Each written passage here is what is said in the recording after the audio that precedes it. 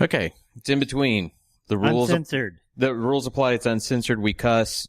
You don't like it, please move on. We're However, eating pizza as we do this. yeah, we're recording for the minutes like 70 through 75. Is that what we're doing? No, 75 76 through 80. Yeah. And here's our in between. We're hungry. We order some pizzas from a very chainy type place. I'm about to rail again against chain restaurants as we eat chain pizza. I'm not gonna shove pizza in my mouth. You talk. So Richard's going to hit Chick-fil-A after for the this. second weekend in a row, or is this the second weekend in 2 weekends? It doesn't matter.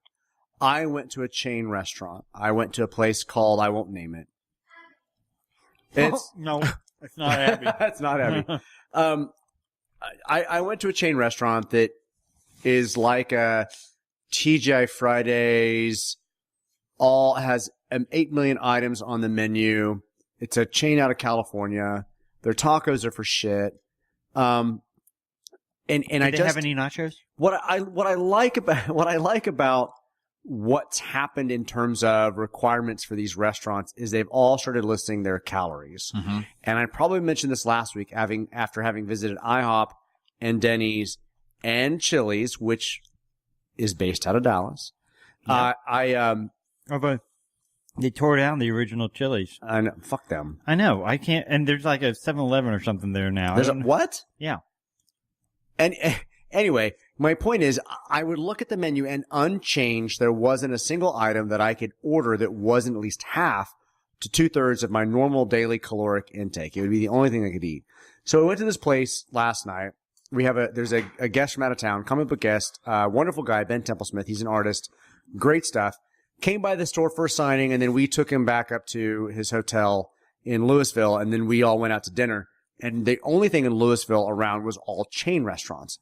There were no local, nice, small, great little pubs or anything up there that we could go to that wasn't just one massive chain. And if there are in those kind of locations, incredibly hard to find. Well, the only thing you can find are chains. And it just depressed me. I walked into this place. It was Friday night. It was packed. There were people everywhere. There were kids. There were teenagers. There were families. There were couples. And I walked in and it had one of those like Cheesecake Factory menus that's in like a binder that's got like 40 pages in it. Yeah. Spiral bound. The menu has like a film of grease over it that, maybe gets wiped down once a week. I don't know. Okay, but I kind of like those restaurants occasionally where they're so grease ridden that it's like really. I don't want to touch that menu. I touched it. I do. I love really greasy spoons. I admit to it. He's talking about just the greasy menu. I know, but the laminated but pages. Someone's child just sneezed on 2 seconds earlier while they wiped their cheese-laden hand over it. As I look over your shoulder and see my child, and she sneezed on me so many times, I'm like, meh. But it's a living. But I think what really kind of drove home that this was a chain restaurant was the fact that they had something for everybody. It was 40 pages of burgers and pizzas and some tacos and their soups and their pastas and their salad and their chicken and their steaks and their pork chops and their barbecue. And I'm like, seafood. You cannot Sushi. make all of that in one kitchen. There is not a kitchen on earth that can produce that diversity. And I realized what I was eating was not cooked there. It was heated up there. Well, okay. Maybe a couple of items, but largely. To be fair, I'm going to contradict you because a good friend of mine, it works for a pretty prominent Texas-based chain. And he actually goes to that restaurant and he said for what they do it correctly of these type things. And he is the first person that if we go in someplace and it's bad, he'll be like, this is horrible. This is what they do. I do agree with you that their menu, and that restaurant, I know exactly what you're talking about. Their menu is kind of all over the place. They do a lot of stuff. It's too much.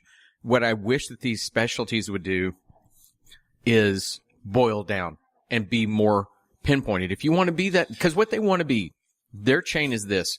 We're like a brew pub because they actually brew their own beer supposedly there. They have tons of different taps. They have all this stuff. They want to be like that. Scale it down and make it more like a pub, because a pub, to your point, has a menu that's maybe 2 to 3 pages, and it's full of just their pointed bar food. What they're focused on, what we do really, really well, and do those things really, really well. I did not need that many menu items. When our guest from Australia ordered the clam chowder, I'm like, They did not make that. They did not make that clam chowder. I promise you. They had some tacos, and now this chain is now in Texas. And I looked at the 4 taco items. I'm like, they're from California. That is like shrimp tacos. There was a veggie taco.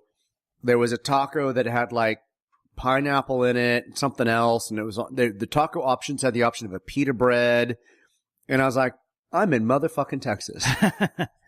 Why can't you? You got this 40-page menu item. Make me a goddamn taco. That's amazing. It was terrible. I feel spoiled. So sometimes when we get kind of outside of the city, we get to the suburbs. We begin to find this expanse of all these chains and all out the chains. In the wilds of Dallas. See, I'm gonna contradict y'all. I love you both. Y'all are so wrong about the suburbs or this expansive change. You don't know where to look, because I can take you around here and I can show you so many privately owned. I can go in downtown Plano where the entirety of the strip is privately owned people doing things like that. Now, yeah, but that means I have to come to Plano. Well, that's, you know what, Sean? No offense. You did not grow up in you grew up in a suburb. You did not grow up in a city, and suddenly you've gotten this snobbery and I love you dearly, but I'm always like, that is wrong. You're absolutely wrong about it, because there are so many wonderful things in the suburbs. I go to the city. We just went the other day with Sean. I went down yesterday. We still love to go there, but one of the reasons we live here is that you can raise a child here. You can get better education, but you can find things that are great. Here's what I'm going to tell you to avoid. Don't go to the highway. When you go to the highway, because all the travelers go through, that's where you get all the change. You have to go into the city, and it is hard to find if you don't know where to look, to your point. And Louisville, I can only imagine. It's like, holy shit, the preponderance of this crap is out there. There are good places to go. And sometime, when we're recording these, I'm going to take y'all to one of the places around, just so you can see that there are good places. And I didn't mean to attack you. I hope you don't take it that way. Let me bring it back for a second. Fuck off. When I go into Dallas, Dallas proper, not the suburbs, I can go to any corner and find a 1 or maybe 2 or 3 location restaurant on almost every single corner that are almost always based out of Dallas. There's not a Chili's. There's not an On the Border. There's not a Olive Garden. There's not a BJ's. There's not a TJ Fridays. I mean, when you really look inside the city of Dallas itself, those chains are almost impossible to find. I think the closest would be where Todd and I was Friday night, the House of Blues. Yeah. Which was surprisingly full for a Friday night. Oh, my God. So we go in there. There's also a Hard Rock Cafe right down the street from it, too. Again, you're always going to find, I don't disagree with you, Richard. I do not disagree that you're going to be able to find people trying things more, because a city like that's going to be more more welcoming to that idea. And that's accommodating. I couldn't think of the word. That's one of the reasons we, again, live in a suburb, because I am a 30-minute drive from the city. I love that city. I can't raise my child there because their school districts aren't good enough. I want my child to have a chance. Oh, look who loves their kid, Todd. Oh, I love my kid. I want her to have a good education, blah, blah, blah. It's just the choice we made. But what do? We, again, drove down yesterday because we wanted to go something a little more what we expect from the city, right? I do think that there are exceptions to that because, to Sean's point, we go to House of Blues the other night and was to listen to a friend of mine who's a musician. I wanted to support her. I try to be as supporting as I can of my friends. And I walked into Sean. We sat at the bar. When we sat down, I asked the person, "Can we get a table?" And she said, "It's 45-minute to an hour wait." And I was like, "At the House of Blues?" Yeah. So that's where I begin to think the attitudes, and really, I think it's a little further north than this. When you start getting maybe about another 20 miles north, you get into small town Texas that can easily come to the city. I think they go to the city and think somehow House of Blues is not a chain. It's somehow, oh my special God, this is like the top tier. They have all these venues, right downstairs. Whitesnake may be playing. That means they're, no, it's shit. You could look at the tables and you could see it was shit. The drinks were shit. The service at the bar was shit. Oh, yeah, that was horrible. So I think there are chains everywhere you go. You're going to have many more occurrences of small businesses down there. I will not fight you on that. People, again, they're more willing to take that chance. They're still here in the suburbs. You can find them. And you just got to know where to look. There was a... Speak with food in your mouth, please. I know. Sorry. Talk now with food. I'm going to get food while you're talking.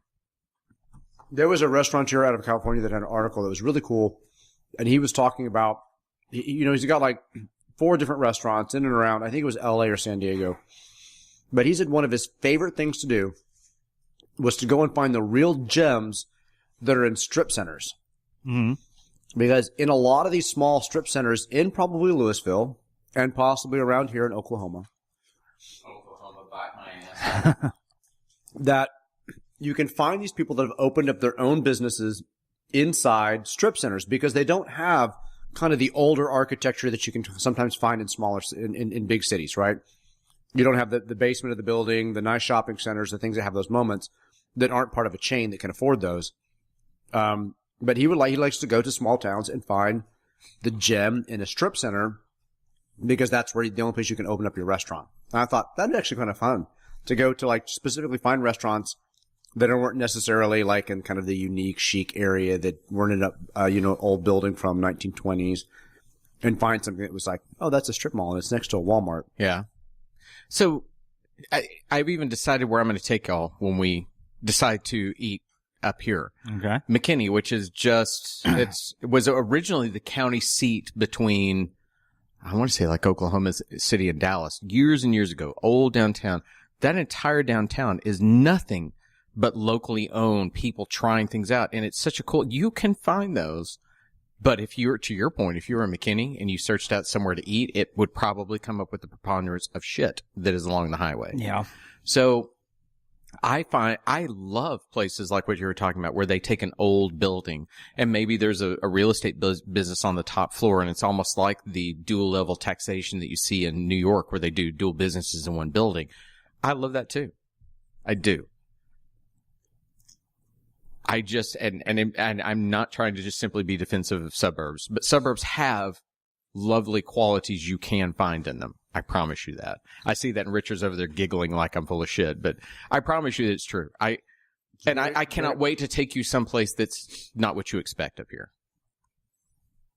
The Louisville Hilton was quite charming. Is there a Hilton in Louisville? Hilton Garden Center. Okay. Actually, was terrible. Well, see, that's a chain too. Now, that's the one thing you're not going to find here. You're not going to find an old hotel you're not going to find that. That's because so many places up here are businesses and they want to put a Hilton Garden in because they're business travelers and they want that. And they want to get their points. Usually we walked into this hotel in Louisville in Hilton, I'll just call it Hilton Garden. They could not sponsor our show.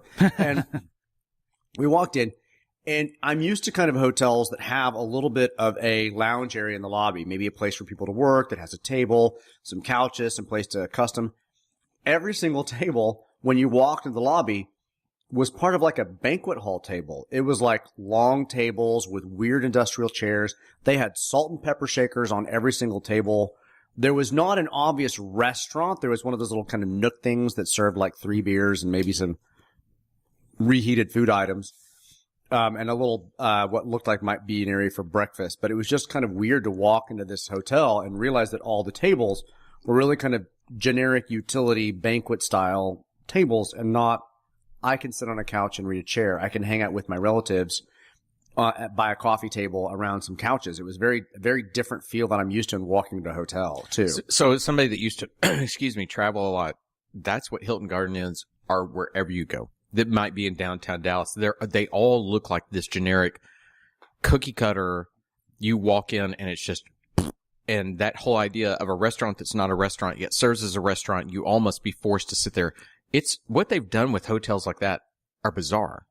They had these weird curtains kind of descending upon the ceiling that didn't provide any barrier other than to half cover a column. And they had like a giant vases at the bottom of them that were half filled with rocks and something, and then covered on the top, and no actual trees. And it was just, I don't know. It was just, I always find decorations odd in utility spaces that just seem to just be visually nothing.